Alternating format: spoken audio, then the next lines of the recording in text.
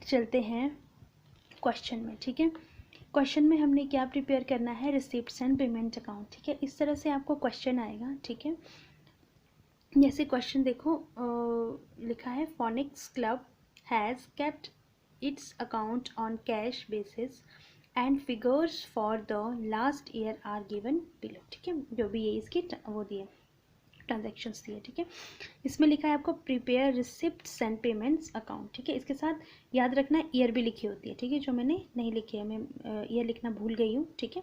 Year date सब कुछ लिखा होता है कि जो अकाउंट है, अकाउंट कब एंड हो रहा है आपका अकाउंट, ठीक है। मार्च 31 मार्च को या फिर 31 दिसंबर को, ठीक है। अकाउंट्स में ये बहुत ही ज़्यादा इंपॉर्टेंट होता है, ठीक है।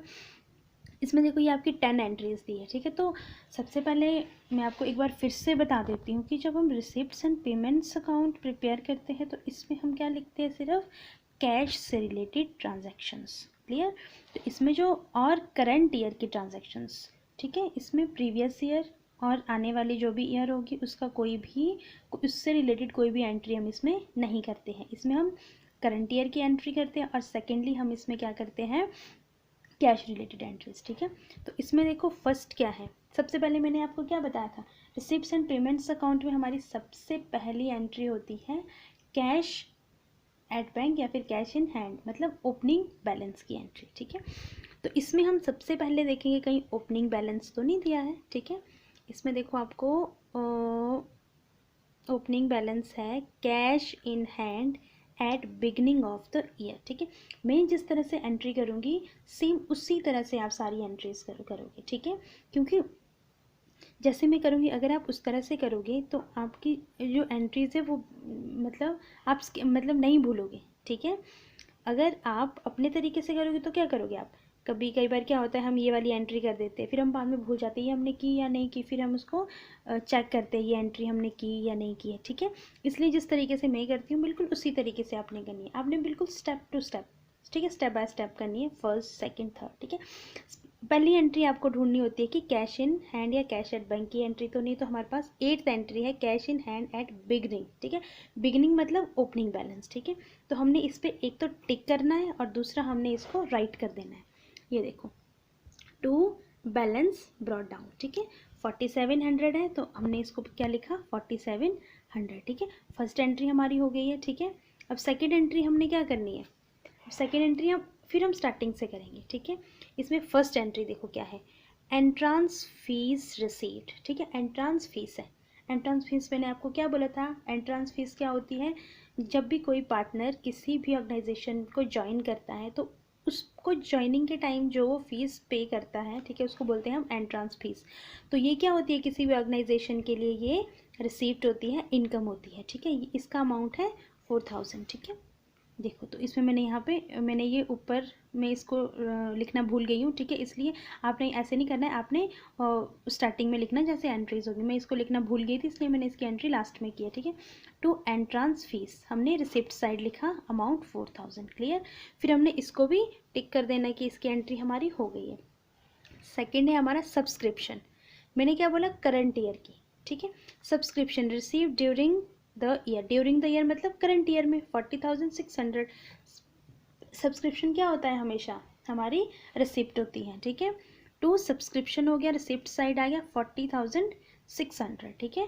नेक्स्ट थर्ड एंट्री हमारी, इसको भी हम टिक कर देंगे। थर्ड एंट्री हमारी mister x fees receive during the year, जो एक्स है, ठीक है, उससे हमने फीस रिसीव की है, ठीक है।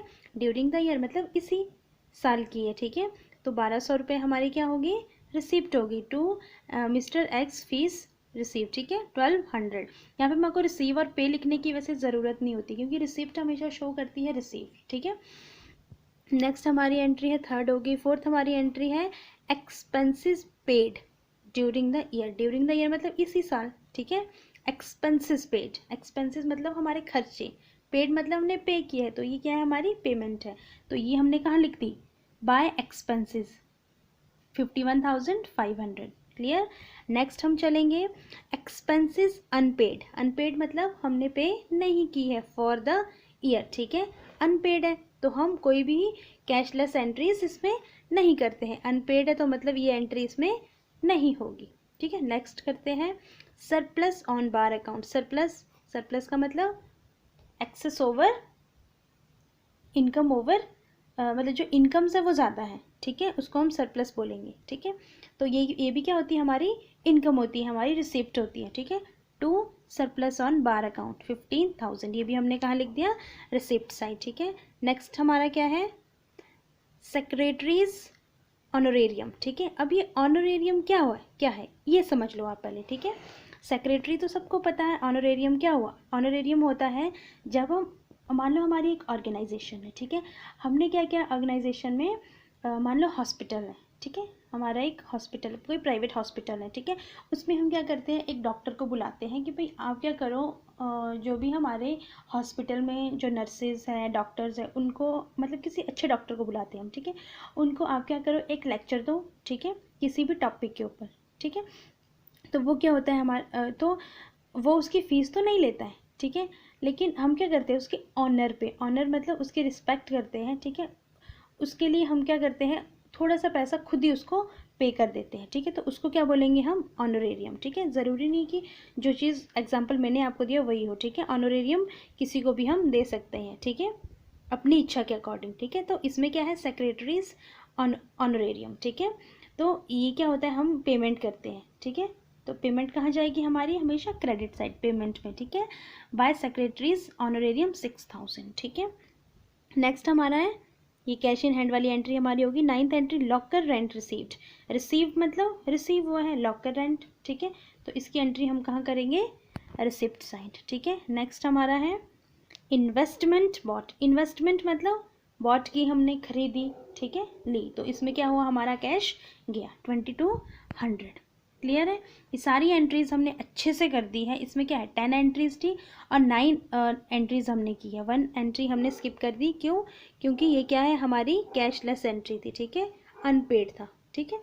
और हमेशा याद रखना है बेटा, जब भी आप, चाहे आप रिसिप्ट्स एंड पेमेंट्स कोई भी अकाउंट आप तैयार करते हो, कोई भी फॉर्मेट जब हम प्रिपेयर करते हैं, तो उसमें ये चीज़ें ज़रूर लिख देना बेटा, ठीक है। जैसे फोनिक्स क्लब जो नाम होगा, ठीक है, वो लिखना है, जो भी आप प्रिपेयर कर रहे हो वो लिखना है, और आपने ईयर ज़रूर लिखनी है बेटा, ठीक है, क्योंकि ईयर क्या होता है आपकी बहुत इंपॉर्टेंट होती है, ठीक है।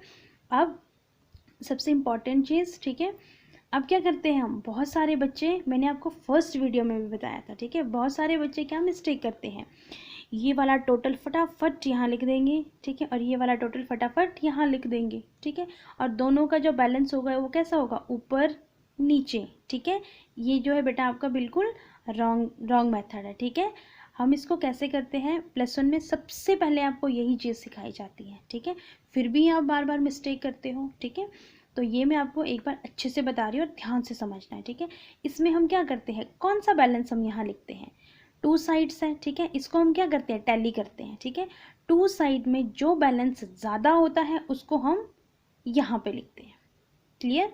जैसे इसमें आपको दिख रहा है, ठीक है, अगर तो आपको ऐसे ही पता चलता है तो आप फटाफट उसी को कैलकुलेट करके यहाँ लिख दो, ठीक है। नहीं पता चल रहा है तो दोनों साइड का आप टोटल अलग अलग करो, इसका टोटल आप अलग करो और इसका टोटल आप अलग से करो, जो ज़्यादा होगा दोनों साइड वही लिखा जाएगा। जैसे इसमें है 66,500, इसका टोटल है ये, ठीक है, इसका टोटल है तो हमने दोनों साइड लिखा, ठीक है।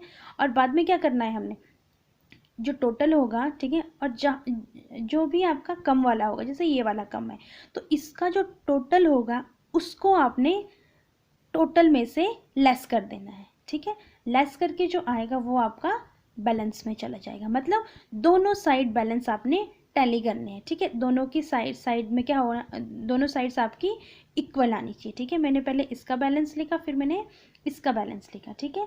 और कम वाला कौन सा था, ये वाला, और मैंने क्या किया, इसको, जैसे इसका मैं ऐसे लिख रही हूँ आपको, ठीक है। इसमें देखो मैंने 2-3 पेन यूज़ किया, आपने ऐसे नहीं करना है, ठीक है, ये मैंने आपको समझाने के लिए हाईलाइट किया है इसको, ठीक है।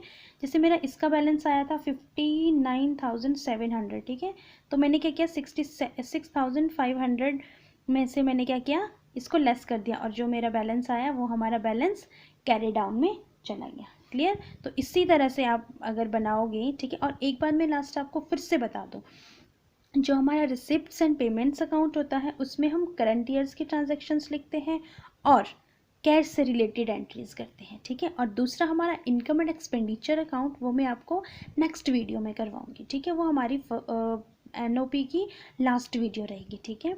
तो उसमें क्या करूँगी मैं आपको, उसमें मैं आपको इनकम एंड एक्सपेंडिचर अकाउंट करवाऊँगी सिर्फ, ठीक है। बाकी हमारा ये लेसन कंप्लीट हो गया है, ठीक है। और इनकम एंड एक्सपेंडिचर अकाउंट क्या होता है हमारा, as it is profit and loss account, ठीक है।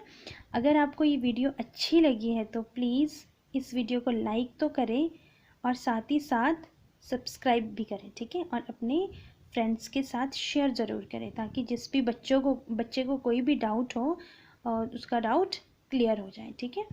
और आगे का हम क्या करेंगे, एक लास्ट टॉपिक हमारा रह गया इनकम एंड एक्सपेंडिचर अकाउंट, वो हम क्या करेंगे नेक्स्ट वीडियो में बनाएंगे, ठीक है। उसके बाद हम नेक्स्ट लेसन स्टार्ट करेंगे। Okay, have a nice day.